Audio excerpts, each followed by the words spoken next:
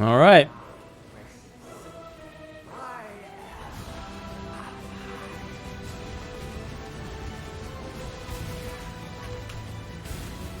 Everlasting fire.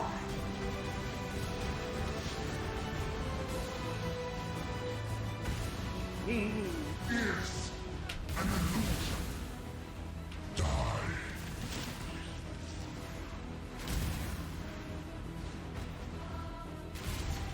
Beyond, there is only horror.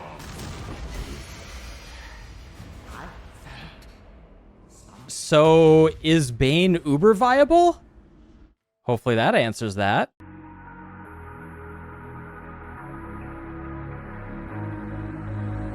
Hey, what's up, everyone? Just wanted to update you guys on hopefully now the final update on my Bane Occultist League starter. We are way beyond League start at this point. I've probably spent about 40 to 50 divines, but it feels absolutely incredible. The one kind of pinnacle endgame thing that the build, just traditionally didn't really scale into very comfortably, which has always been Ubers. Like, due to the nature of the defense and the offense, just the way that it works, not to mention the mobility. Ubers with this build have always been just a little uncomfortable. I could get to really high damage with the old staff version and have enough damage to take the bosses down, but it would use a few portals. It would be really uncomfortable. We're walking slowly around. But the version of the build that I'm playing today, not to mention the light bulb that went off when I was in the shower a couple days ago, to really change something kind of fundamental about the build, has now taken Ubers from being annoying but doable at high investment to what I consider to be a couple weeks into the league, good investment, very Uber viable, and just does all the content in the game comfortably. People have always been coming in chat and being like, hey, is this build Uber viable? How far can I push the build? And I would always say everything except for Ubers. It's really good. You don't have to spend a lot of currency. Then, getting into Ubers, you really got to put a lot of money into it. And even then, it's not awesome for Ubers. Now I'm pretty confident in saying, as long as you put a few dozen divines into the build, if you really love it and you want to play it beyond your league start, it can do literally all the content in the game, which is awesome. That's really the wall that people, they butt up against. It's not taking down the Ubers and I have to swap into something else if I want to do all the content in the game. The big fundamental thing that I did with the build this league, as we all know, is I went Wand and Shield, primarily just for the mobility, right?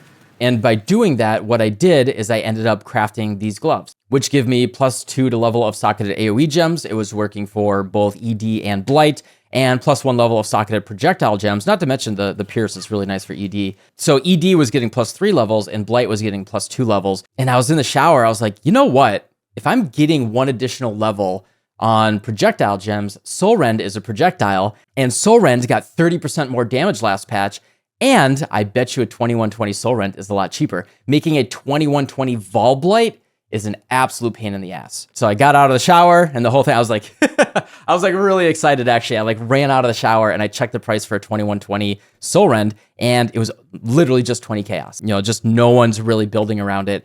And I ran the numbers and it was pretty good just right off the bat. So if we compare here, right? Blight does 9.7 million DPS in my full ramped up DPS configuration.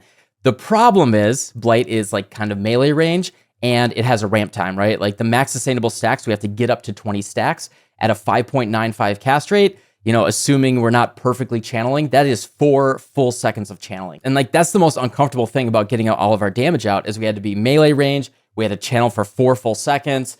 The stacks did last about 8 to 9 seconds, which is great. But, if you got Uber Cirrus or Uber Eater, anything like that, kind of bouncing around, you're not going to be able to stand there in melee range and fully channel, right? And not to mention, that is after 4 seconds of channeling, right? So, if you look at per stack, we're only looking at 484,000 damage per stack. And that's also, with low life and wither stacks and everything, right? After 1 full second of channeling, we're at 2.5 million DPS, right? And then after the next one, we're at 5 million DPS and, 7.5, and then we're at the nearly 10 million DPS. So there's a lot of catch-up time as well, whereas Soulrend does 7.6 million dot DPS immediately. There is 0 ramp-up time. So as long as you're able to keep that dot up, you're doing really, really good damage right off the bat, right? This would normally take 3 full seconds of channeling Blight even to hit that dot DPS, right? And that's 3 seconds that Soulrend is already doing 7.6 million DPS. So it's going to take you 4, 5, 6 seconds even to catch up to how much damage Soulrend did before you're doing more, which is an eternity, right, in a boss fight. Not to mention that Soulrend actually hits really hard. I'm doing 1.7 million hit DPS.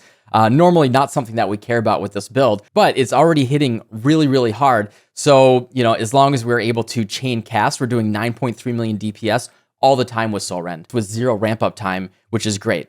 Now, the big problem with Soulrend is by default, it has a base duration of 0.6 seconds. And we look at my skill duration. This is assuming temp chains is on the monster. We have 2.08 seconds on the duration, which is okay, right? So as long as I cast a Soulrend every 2 seconds, we're keeping our dot duration up. But honestly, this is a lot more reliable than just sitting there and trying to channel Blight all the time. And then there are a lot of ways for us to get more duration. We can take the 15% duration mastery right here.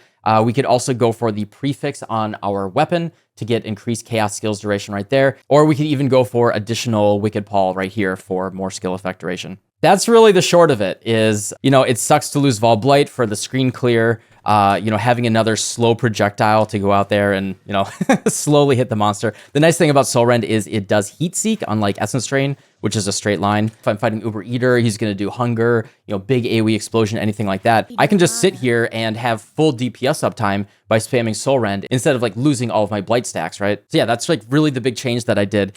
And not to mention that leveraging the socketed projectile gems gives it an additional level. So our Soulrend and our ED are both level 30 now, which is the soft cap, which is absolutely awesome. And then if you really care about just killing the Ubers and doing the max DPS, this is my recommendation, is you can use Vol Blight and Vol Righteous Fire. You would have to get all of your soul charges, however you want to do that. Vol Blight, Vol Righteous Fire. You can go low life, 30% more damage right there. You could reserve something like Skitterbots or Aspect of the Spider, which will give you, increased damage taken right there. And then if you just still wanted to go for a big boy staff, this will give you +3 additional level of all Chaos Spell skill gems, versus the Wand and the Shield. And that puts us at 37.8 million DPS, right? And that's the full burst damage. Oh yeah, and then the Chaos Dot Multi and the Iron Will, that is actually my Sanctified Relic right now. So that's where some of that damage is coming from. 37.8 million DPS is absolutely bonkers. Even if we turn off the Vol skills, we're at 27.6 million DPS. It just absolutely melts everything in the game. These are the DPS numbers that are just you don't need any more. And the way that I built this league, it is relatively tanky. I got really good life. I got max spell suppression. If you want to go significantly tankier, you would go hybrid bases, go, armor determination, all that type of stuff. This league with, between the Hex Bloom and all the explodey stuff that people have been really interested in, and then really leaning into some of the interesting things that I didn't go as hard into, in the past with this build, really transforming it. I am incredibly happy with it. And, with these changes, especially being able to get into Ubers, we're looking at 30, 40 divines to make Ubers very comfortable. If you're willing to do that after 1-2 weeks of playing and you want to take down all of the content in the game, this build can do it. If you don't want to change off of your league starter, I'm just so happy that I can say, yep, this build kills Ubers. And it honestly makes them pretty easy, assuming a little bit of investment. In the build guide, I was like, all right, this is going to be the final video. But I really think that this change was enough to warrant talking about, because it really unlocks that one part of the game that the build had trouble with. And now you can just do everything, which is absolutely awesome. If you care about bossing, if you think the boss damage is low, toss Soulrend in, craft +3 gloves like this, and you are absolutely off to the races. Anyway, thanks for watching. I'm going to go figure out what I'm going to do on the stream today. And yeah, I'll see y'all tomorrow. Goodbye. The past must be sacrificed. Embrace my mission.